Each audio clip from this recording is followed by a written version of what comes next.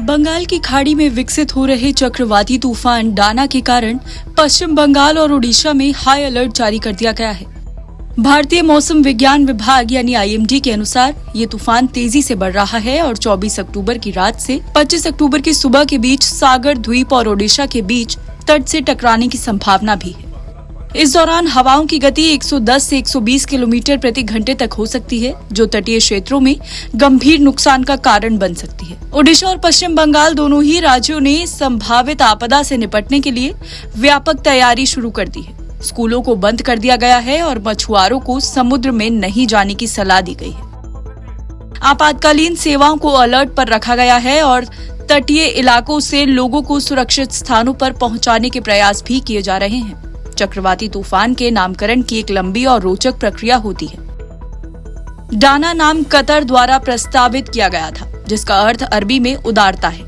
चक्रवातों का नामकरण विश्व मौसम संगठन के निर्देशों के अनुसार किया जाता है और उत्तरी हिंद महासागर के लिए ये नामकरण प्रक्रिया WMO या फिर ESCAP panel on tropical cyclones द्वारा संचालित होती है। पैनल में शामिल 13 देश, जिनमें Bharat, Bangladesh, Pakistan, Sri Lanka, Maldives, Myanmar, Oman, Thailand, Iran, Qatar, Saudi Arab, UAE और यमन है, तूफानों के नामों की सूची तैयार करते हैं। प्रारंभिक समय में चक्रवातों का नाम उनकी तत्कालीन विशेषताओं या तारीखों पर आधारित होता है, जैसे कि 1900 का गैलवेस्टन तूफान या 1780 का महान तूफान।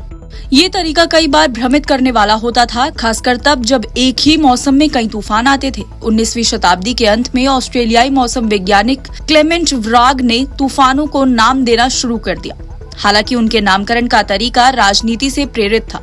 आधुनिक दौर में चक्रवातों के नाम आधिकारिक रूप से 1950 के दशक में अमेरिका की राष्ट्रीय मौसम सेवा द्वारा शुरू किए गए।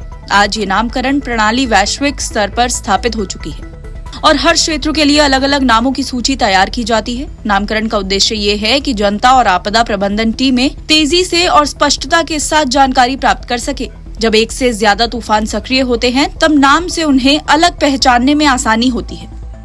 साथ ही ये प्रक्रिया चक्रवात से जुड़ी तैयारियों और सुरक्षा उपायों के प्रचार प्रसार में भी मदद करती है। चक्रवात डाना के संभावित प्रभावों को ध्यान में रखते हुए ओडिशा और पश्चिम बंगाल सरकार ने विभिन्न एहतियाती कदम उठाए हैं। मछुआरों को समुद्र से दूर रहने के निर्देश दिए गए हैं। तटीय इलाकों में लोगों को सुरक्षित स्थानों पर पहुंचाने का काम जारी है और राहत कार्यों के लिए आपदा प्रबंधन टीमें तैयार की गई हैं। इन तैयारियों के तहत नागरिकों को अपने घरों के अंदर रहने और सरकार के दिशा निर्देशों का पालन करने की सलाह दी गई है। मौसम विभाग के अगले कुछ दिनों में और बारिश और तेज हवाओं की चेतावनी दी है, जिससे दोनों राज्यों में जनजीवन प्रभावित हो सकता है।